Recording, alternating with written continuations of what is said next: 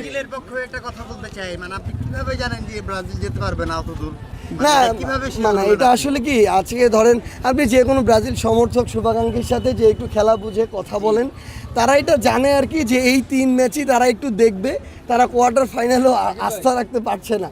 তো আমরা চাই আপনারা সময় থাকতে মানে ব্রাজিল বিদায় হওয়ার আগে সাদা নীলে চলে আসেন, আমরা আপনাদেরকে শুভকামনা জানাবো। আজকে মেসি 2টা গোল পেলো, আরেকটা গোল হলে হ্যাট্রিক হয়ে যেত আরেকটা, সেটা কি একটু আক্ষেপ আছে কিনা এবং মেসি কি এবারেও টপ স্কোরার হবে কিনা? এটা নিয়ে কোনো আক্ষেপ নাই, কারণ আমরা মনে করি যে কোনো ম্যাচে মেসি হ্যাট্রিক করতে পারে, হয়তো পরের ম্যাচেই করতে পারে। সো মেসির পা থেকে গোল আসছে, এটা হচ্ছে গুরুত্বপূর্ণ একটা বিষয়। আর এটা হচ্ছে খেলাটা আমরা এনজয় করছি, আমরা হয়তো মেসিকে বিশ্বকাপে এটাই সর্বশেষবার দেখতে পাচ্ছি। তো তাহলে এটা তো এক প্রকার আমাদের সৌভাগ্যের জায়গা যে আমরা নিজেরা তার খেলাটা দেখছি, আমরা সেটাকে এনজয় করছি, আমরা বিশ্বাস করছি যে এটা ফাইনাল পর্যন্ত আমরা এনজয় করবো। আর্জেন্টিনার খেলাটা কেমন উপভোগ করলেন আসলে? আসলে আর্জেন্টিনার আজকের ম্যাচে সত্যি বলতে আসলে অন্তত আরও 4-5টা গোল হওয়ার কথা ছিল, কিন্তু অনেকগুলা গোল যেগুলো হওয়ার কথা ছিল এগুলো মিস হয়ে গেছে। বাট আমরা এই ম্যাচগুলোকে আসলে ওয়ার্ম আপ ম্যাচ হিসেবে নিতেছি।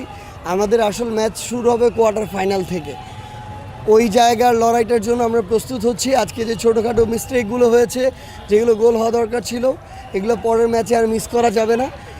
এই যে 4-5টা গোল এগুলো পরের ম্যাচে পুষিয়ে দিতে হবে, এটা হচ্ছে মেইন কথা।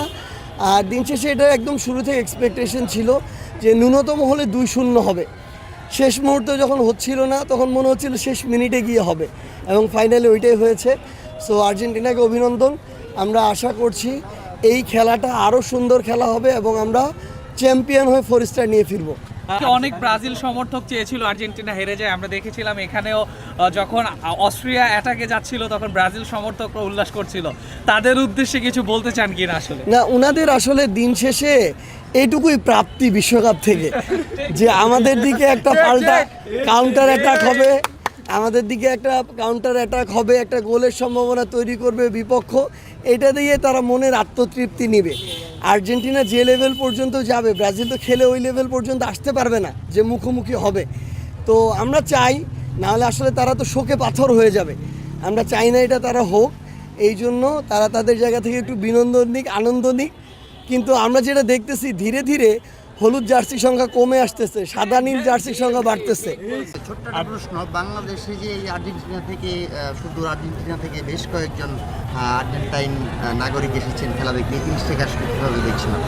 না, এটা আসলে তাদের আসলে আসা উচিত, আরও আসা উচিত, কারণ এই দেশের মানুষের তাদের মানে ফুটবলের প্রতি সেই ম্যারাডোনা থেকে শুরু করে মেসি পর্যন্ত কত যে ভক্ত আছে এটা তাদের ফিল করা উচিত। এবং আমরা বিশ্বাস করি এর ভিত্তিতে একটা দুই দেশের সুন্দর সম্পর্ক তৈরি হবে আগামীতে।